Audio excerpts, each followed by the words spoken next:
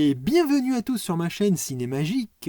Et aujourd'hui nous allons parler d'un film indépendant réalisé par Charles Guérin-Surville, nommé La Sincérité.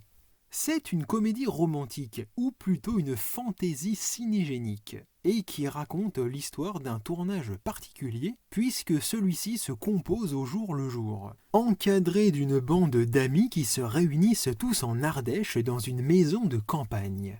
Alors autant le dire directement, c'est un film qui n'intéressera pas grand monde, étant plutôt comme un home movie qui empile les séquences tournées à la volée, avec quelques badinages, des conversations et réflexions que l'on pourrait échanger entre amis lors d'un repas ou des vacances.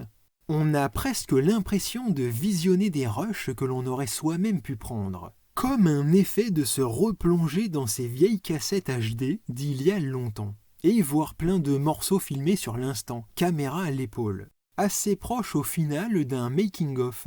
Ou comme on peut le voir de temps à autre en fin de film, les prises ratées ou improvisées plutôt, non incluses dans la final cut, avec pour le coup les réactions réelles des acteurs. Le film n'aura donc pas la construction, l'intérêt et l'intrigue d'un film standard, ou du divertissement recherché. Beaucoup lui reprocheront son amateurisme, son manque de scénario, l'incrédulité des personnages, des dialogues et ne seront donc ni étonnés, touchés ou embarqués. Pourtant, même si au début ça peut être déroutant, petit à petit on se surprend à quelques moments privilégiés qui nous emportent, permettant à un certain charme d'opérer. Le réalisateur du et dans le film est un peu en retrait, servant plutôt d'entremetteur, en réunissant différentes personnalités cherchant la sincérité à travers la liberté. Un petit côté Éric Rohmer qui laisserait place à l'aléatoire, l'imprévisible sur le tournage qui pouvait donner lieu à du cinéma de vérité à travers la fiction.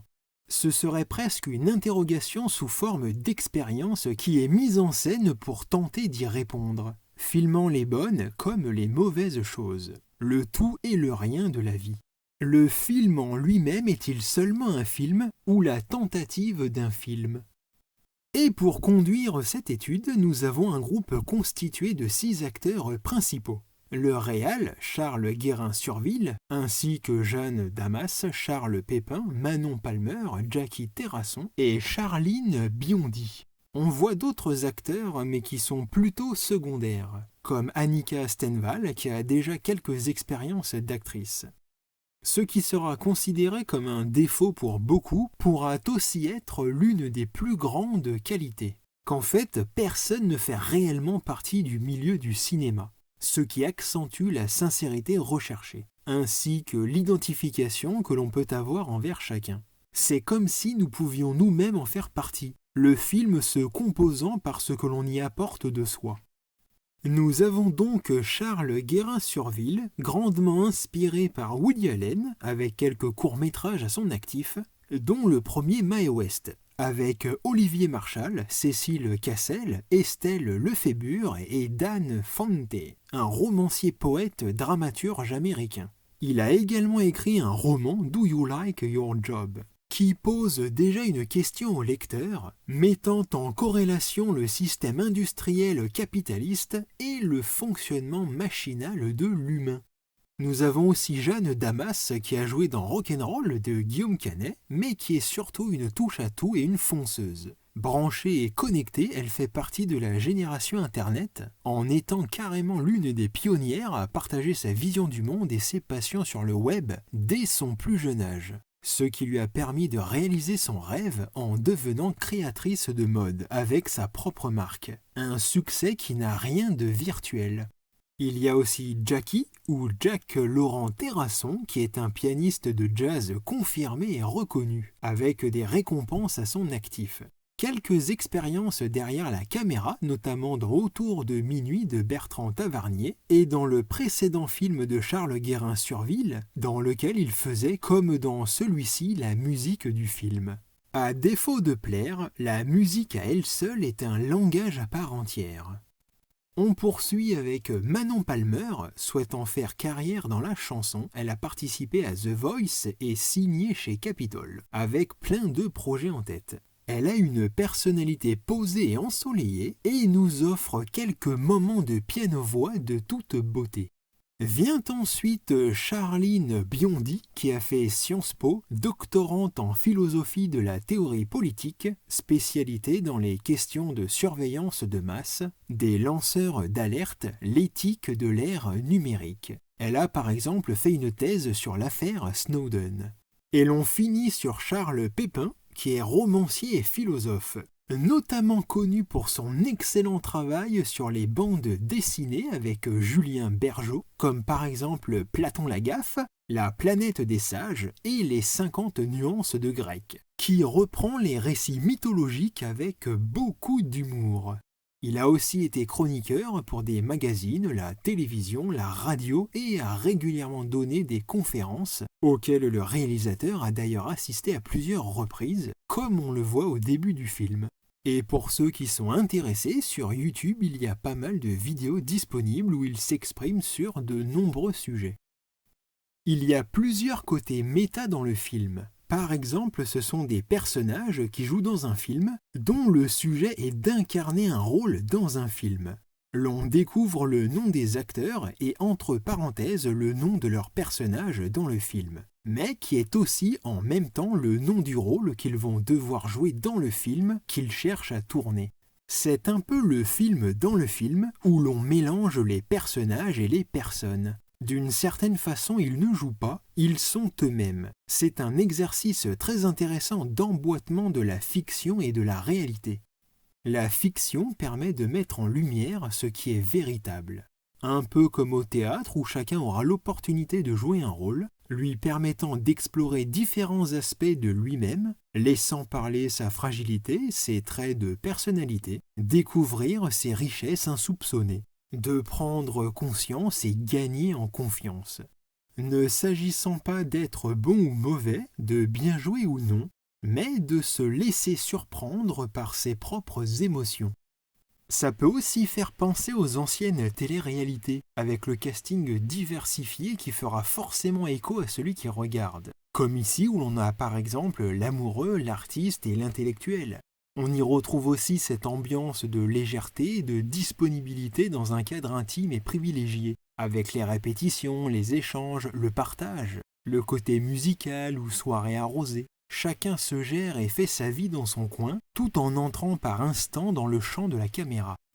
Ça peut également rappeler les expériences de tournage que l'on a soi-même vécues avec ses amis, tous réunis au même endroit, dans le même élan, un même état d'esprit. Tous ces moments que l'on peut vivre. C'est comme un accélérateur de vie qui se condense en peu de temps. Un lieu de tournage est également un lieu de rencontre, celles qui permettent de s'ouvrir, de s'enrichir, de fissurer la carapace de notre identité sociale ou professionnelle pour nous confronter à l'inconnu, l'inattendu. Ce sont les interactions et les relations qui peuvent nous motiver, nous faire évoluer, déclencher l'étincelle d'une nouvelle dynamique et sortir de notre zone de confort. Être galvanisé plutôt que de s'enliser. Ce film peut aussi avoir comme vocation d'encourager ceux qui hésitent ou n'osent franchir le pas, en leur disant que les échecs et les aléas de la vie font partie du voyage qui forge l'identité, qu'il faut savoir se lancer, se lâcher et s'exprimer tel que l'on est à ce moment précis de son existence. Le secret, c'est de ne pas réfléchir, mais d'agir. Il n'y a qu'en s'y mettant par le mouvement que l'on pourra saisir et s'enrichir. C'est une quête d'identité, de comment l'on est prisonnier ou libéré par les rôles que l'on joue, que l'on est. Les rencontres aléatoires peuvent mener à la belle histoire. C'est cette forme d'improvisation, d'expression qui favorise la spontanéité des sentiments et qui va creuser et puiser au fond des personnages, comme des personnes, une forme de vérité. C'est un voyage vers la sincérité. Ce film est une mise en abîme de la difficulté de réaliser un film, tout autant que de se réaliser soi-même. Tous les acteurs se sont servis de leurs propres expériences, de leurs propres talents pour composer le scénario. Et c'est Guillaume ou Charles Pépin qui lui donne un certain relief par ses réflexions. Même si le spectateur pourra se sentir un peu exclu parfois, ça reste très abordable, permettant d'être aisément écouté et questionné.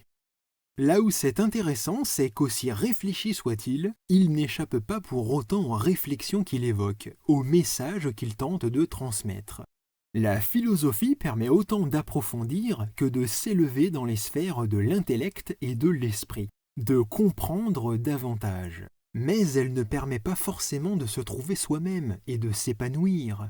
Ce n'est qu'un angle d'approche, un aspect par lequel percevoir le monde, mais parmi tant d'autres.